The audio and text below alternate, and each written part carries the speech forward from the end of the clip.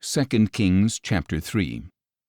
In the 18th year of Jehoshaphat's reign over Judah, Jehoram son of Ahab became king of Israel, and he reigned in Samaria 12 years. And he did evil in the sight of the Lord, but not as his father and mother had done.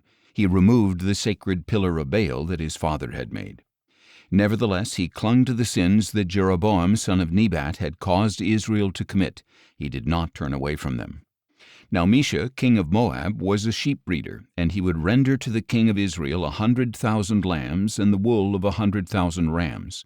But after the death of Ahab, the king of Moab rebelled against the king of Israel.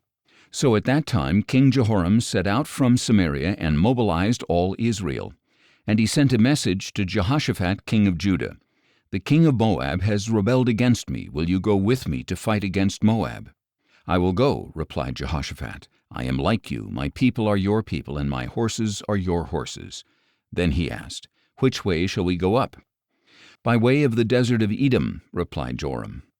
So the king of Israel, the king of Judah, and the king of Edom set out, and after they had traveled a roundabout route for 7 days, they had no water for their army or for their animals. "Alas," said the king of Israel, "for the Lord has summoned these 3 kings to deliver them into the hand of Moab." But Jehoshaphat asked, "Is there no prophet of the Lord here? Let us inquire of the Lord through him." And one of the servants of the king of Israel answered, "Elisha, son of Shaphat, is here. He used to pour water on the hands of Elijah." Jehoshaphat affirmed, "The word of the Lord is with him." So the king of Israel and Jehoshaphat and the king of Edom went down to him. Elisha, however, said to the king of Israel, "What have we to do with each other? Go to the prophets of your father and of your mother." "No," replied the king of Israel, "for it is the Lord who has summoned these 3 kings to deliver them into the hand of Moab." Then Elisha said, "As surely as the Lord of hosts lives, before whom I stand, were it not for my regard for the presence of Jehoshaphat king of Judah, I would not look at you or acknowledge you. But now bring me a harpist." And while the harpist played, the hand of the Lord came upon Elisha, and he said, "This is what the Lord says, dig this valley full of ditches. For the Lord says, you will not see wind or rain, but the valley will be filled with water, and you will drink, you and your cattle and your animals. This is a simple matter in the sight of the Lord, and he will also deliver the Moabites into your hand. And you shall attack every fortified city and every city of importance. You shall cut down every good tree, stop up every spring, and ruin every good field with stones."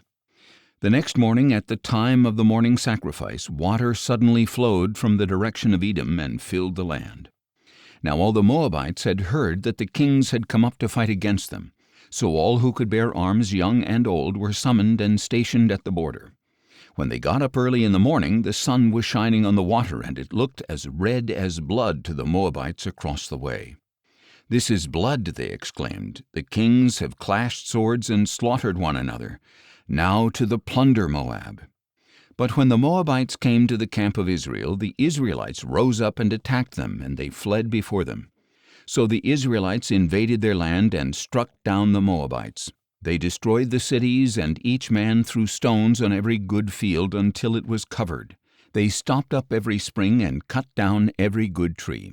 Only Kir-Hareseth was left with stones in place, but men with slings surrounded it and attacked it as well. When the king of Moab saw that the battle was too fierce for him, he took with him 700 swordsmen to break through to the king of Edom, but they could not prevail. So he took his firstborn son, who was to succeed him, and offered him as a burnt offering on the city wall. And there was great fury against the Israelites, so they withdrew and returned to their own land.